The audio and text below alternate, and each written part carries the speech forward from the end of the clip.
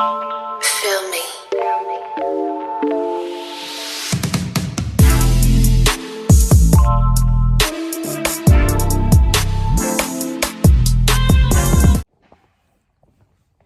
Hi guys!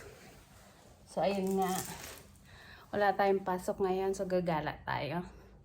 Ayan. Medyo maulan kagabi pero ngayon hindi na masyadong maaraw, hindi masyadong maulan, hindi masyadong mainit. Ayun na yung car namin.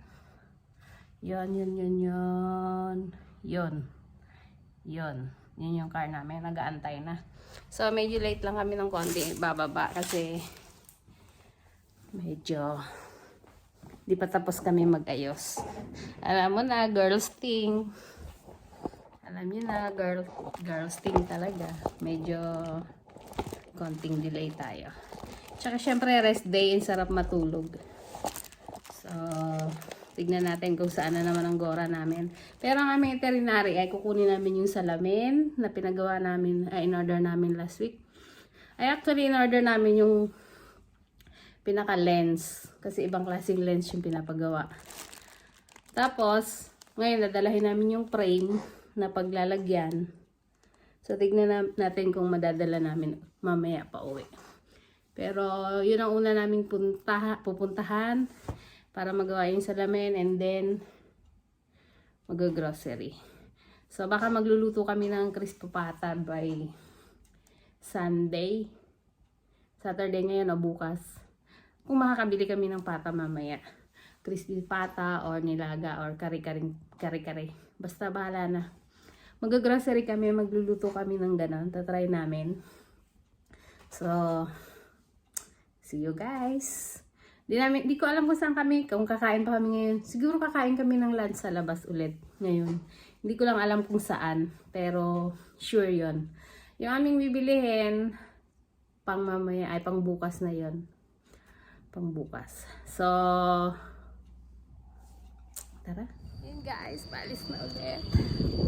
Ayan ang aming car. Ay! Si Hayang, ano natin, di ba?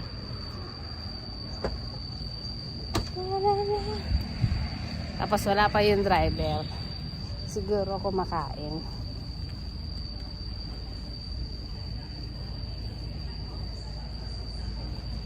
Laisa ya, dan siya.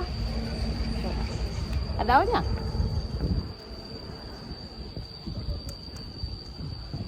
Mainit.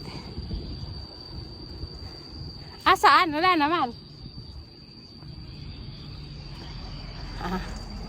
Ay, bakit si Tuan? Akala ko si Hay ang driver natin. Si Hay. Yung tamad. Oo. Dahil reklamo sa buhay. Mabuti ito, masipag to. Kaya masarap bigyan ng premyo to eh. Ayun ang ano, pangkain-kain no. Kasi kahit saan mo siya dalahin, sipag. Yun tamad.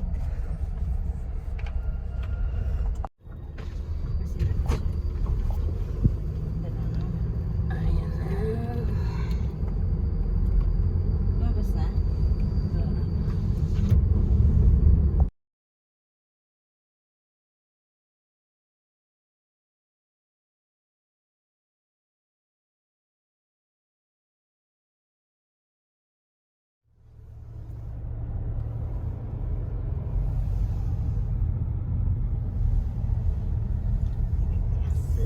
Bende, Joe. King mat na. Bende.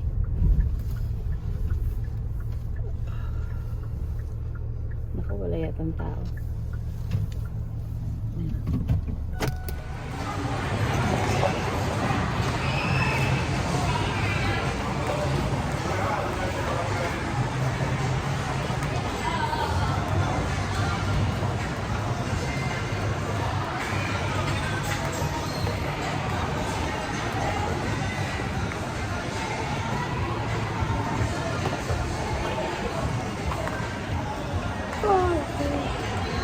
Ba't parang ang dilim? Mga sarado.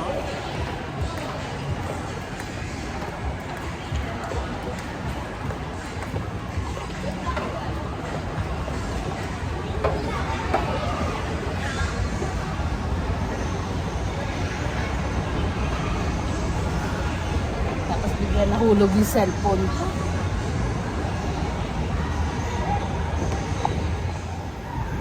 Dito kami kakain. Ayan na sila. Ito cherry blossom.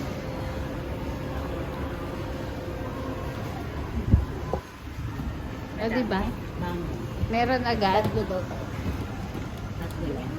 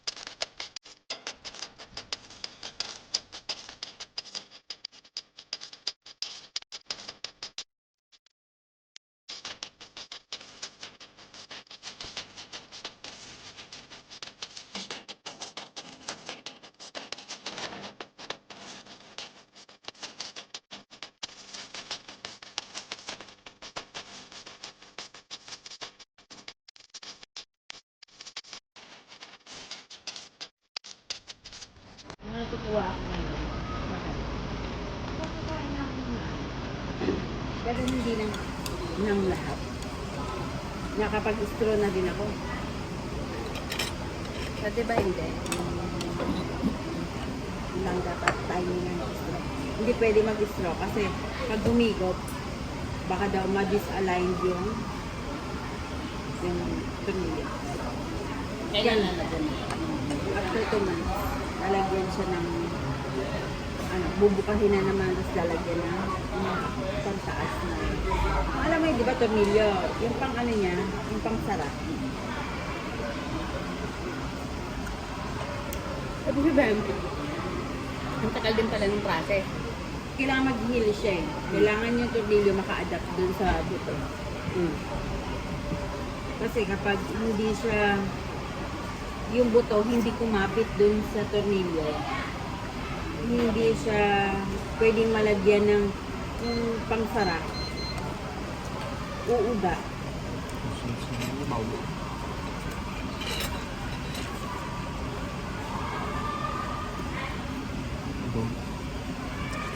Asa yun sa'yo? Tinapon mo na. Ba't kailangan ipunin? Lalagyan nila ulit. Yan ang hirap. Ice cream. Isang scoop. Isang mangkok. Isang mangkok daw. Ay sabi ko, pupunuin ko nga siya ng gano'n. Kasi ang bayad per ganito eh. Hindi naman per scoop eh. Basta na puno mo sa'yo. Kaya ko pupunuin kong gano'n. Sarap.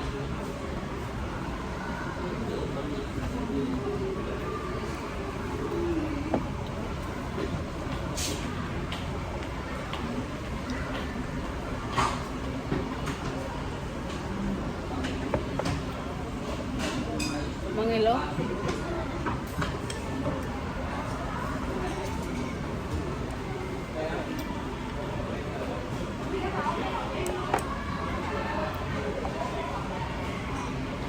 Ilan nga rating natin? 4 out of 10.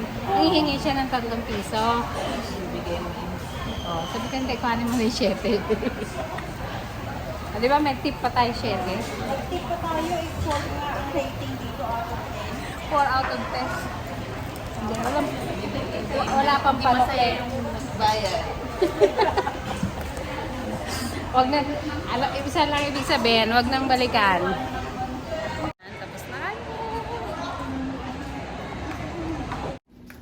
Yun guys, see you sa part 2 nito, yung aming grocery pa konti-konti.